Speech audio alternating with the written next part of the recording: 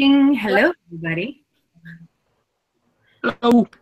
Hello, hello. So, it looks like we're going to be talking about crisis in chapter 13 this week for our discussion and some of the things to how to prepare, and how to be prepared or how to prep for crises, kind of the steps what you go through once there's a crisis, the attitude for organization and so on and so forth, follow up and stuff like that.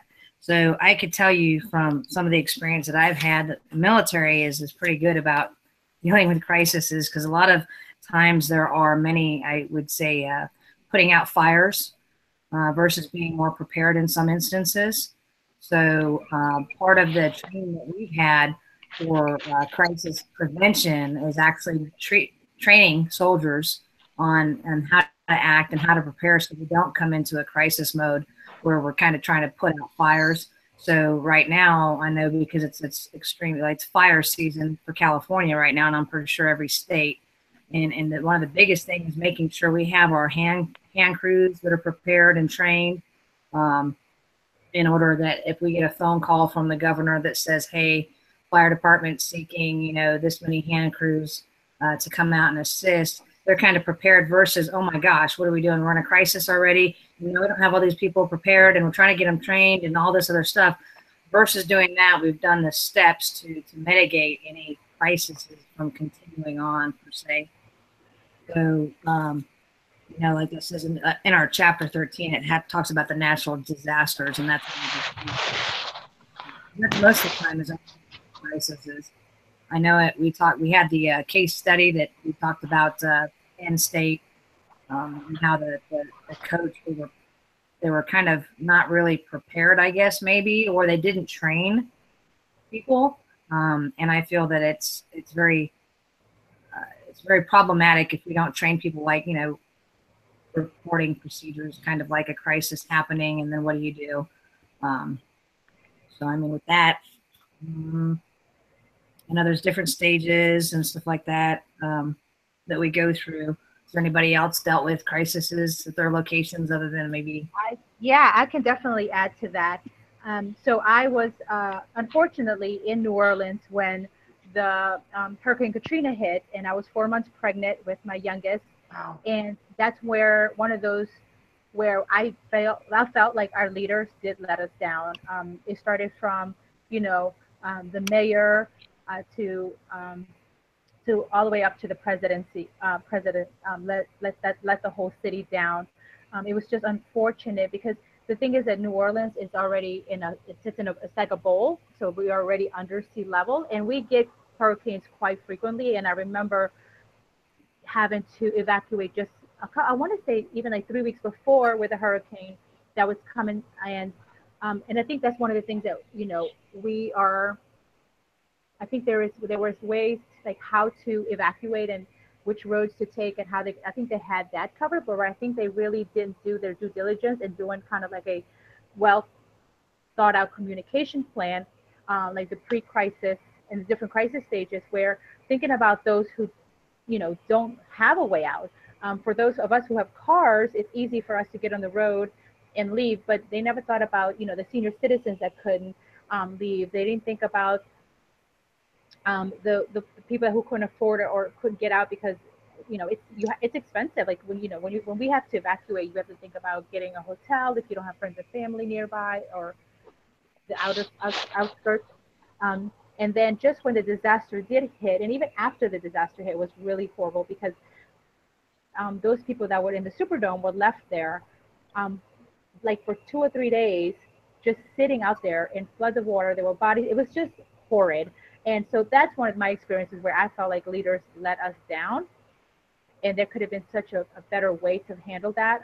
Just because we are the country that we are, we have methods and we have people that can go in and get people out. So I did experience that also in the workforce. I think it's important to also do these different crisis. I know, like for instance, at Starbucks in the corporate center, we hold different drills like for crisis management in regards to, you know,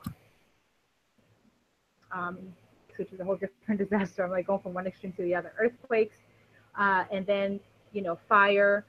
But then internally, I think it's important when we talk about, when Starbucks for some reason, and I think Rosie can maybe speak to this on some of the things that we do, because and Michael it touches a little bit more of the field, like if there is something where sandwiches or some kind of food is recalled, I think there's a communication plan. So I'll let them too, but I know that our leaders are thinking about in the business how that affects like our consumers and our partners.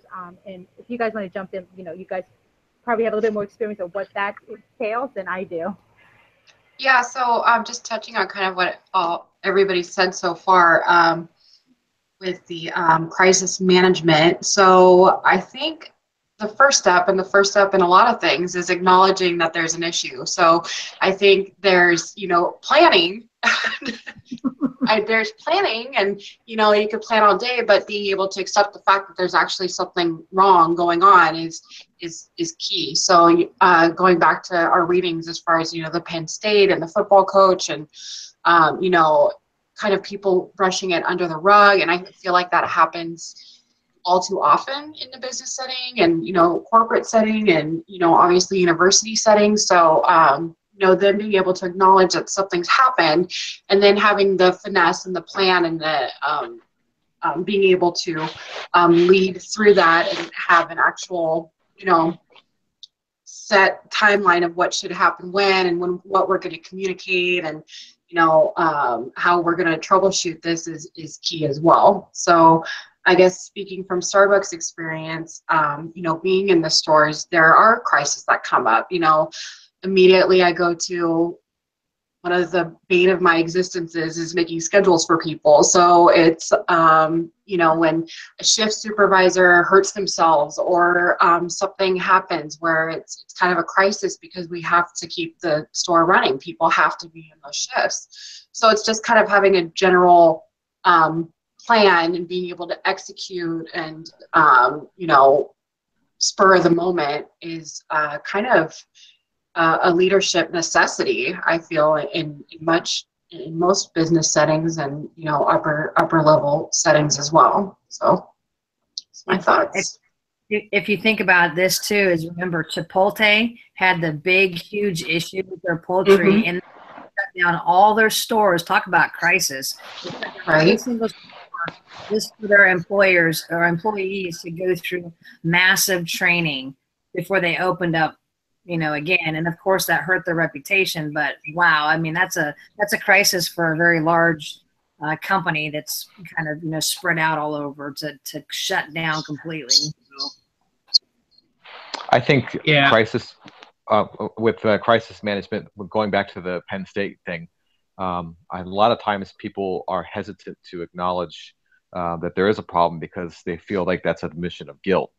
So like with that whole Penn State thing, if we acknowledge that Sandusky has a problem, then we're admitting guilt and we're admitting culpability. So that's one of the problems, I think, with in a crisis is getting people to recognize that there's a problem in a constructive way and not just assuming that this is automatically going to lead to us being guilty. And how I think in some cases people panic and they go, okay, well, I'm a manager or I'm a vice president or something, and where do I stand personally as far as liability in this? Am I going to lose my job? Am I going to be brought up on charges and indicted? So people start to the whole system begins to fall apart because people start to abandon the ship and look out for their own selves. And so without any kind of plan in place and training and practicing of anything, and a lot of companies don't do that, and you see that with other big, huge companies that have problems and they fall apart is because nobody knows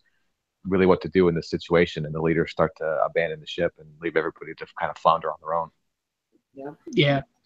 I mean, piggybacking off of that, kind of Starbucks, I feel, has some policies or whatever that like kind of help with that, like trying to I mean, on the smallest level, like if somebody has a problem with their drink, to remake it, no problems. Like nothing, like you don't have to ask for it really. It's no charges or anything. And there's little small things like that I think Starbucks does to like mitigate any sort of like risk or crisis or overblown like problems that occur like at the store. So I feel like that, like with my experience at least, really go from like a corporate level or anything like that. Just on a store level, like there are a lot of crises that happen, and I've on some level like Starbucks does like have that within their guidelines, I guess. Like, yeah. I think that training, having a program established to help people identify these problems and train on the basic principles on it, and then put them in scenarios where they can practice it in a group setting, is something that in doing that leadership development for a crisis situation, that way everybody kind of has the same idea what needs to happen and the same expectations. In some situations like a crisis, you don't want people to go and have learned how to handle things individually and on their own, because they might have different ideas and different ways to do it, and it could be conflicting, and people aren't communicating the right way in the same way, and my way is right, no, you should do my way, and then it doesn't get anything done. So the crisis management definitely is a leadership development situation, and that's the only real way for a company or an organization to walk away from something somewhat intact. And then you got to deal with the cleanup and the follow-up. You know, how do you mitigate this from happening again in the future? Kind of doing an after-action review of what took place, and then how do we mitigate this from happening in the future? Is there certain training we need? Do we need to put out policies? Do we need to make new regulations? You know, something for everybody to be on the same sheet of music, per se. So. And sometimes I laugh because we have like this digital training that everybody has to take. It's about, you know, once a month. It's like new, like slip and fall, like video, like how to prevent it, stuff like that. So some of these I'm like, I wonder what had to have happened to have this training somehow pop up, because you know, one of it's like, you know, like cuts and stuff like that, and making sure you're using like safety razor blades and stuff. And so I'm just like, I don't want to know, but like some of them, I'm just like, they say for every stupid rule that somebody rolls out, there's a guy who did that and made that. It actually happened. It happened. Yeah. That's why they have warning packages on everything now, because somebody's. Yeah. I mean, yeah, there's that whole thing with McDonald's a really, really long time ago with the hot coffee, where they didn't have like the hot coffee label thing on there, and yeah, they now have it like on every single thing that they have, just so then they don't get. Right. That's your pre-crisis, right? Sorry. That's your pre-crisis label. Yes. I think a key also too to crisis management is the quality of the leader too, because you know, you could have somebody that completely freaks out or, you know, is unable to communicate because they're stressed or unavailable and just kind of like, you know, hermits themselves. So I think it's really key to have somebody who's going to be able to, you know, manage the crisis and speak eloquently so everybody can understand and be clear as far as what's going on. So whether it's the person in charge or if it's somebody they have designated, you know, maybe having a certain crisis team specifically, you know, ready to handle these situations. I think that's also key. Yeah. Yeah, the military, we call them public affairs officers. So they deal with the aftermath of anything usually. Or anything. And we have no comment. Thank you. Yeah. No comment. Yeah. Which they said in the book not to use no comment. Yeah, there we go. Yep. Right. Well, we are at a little bit of time. All right. Well, guys, I think this is our last one. I think, you know, we made a great team. We made it work. Nicole, who poor thing's driving an hour to work and still getting on the line. And the rest of us with kids and all the other things that we have happening. So really grateful to have had class without you all, and wish you all the best. And if any of you are graduating in May of 2018, look me up. Woo! I hope to be for sure. But it's been a pleasure. Yes. Definitely. Any other last words? No. Nope. Thank Alrighty, you very guys. much.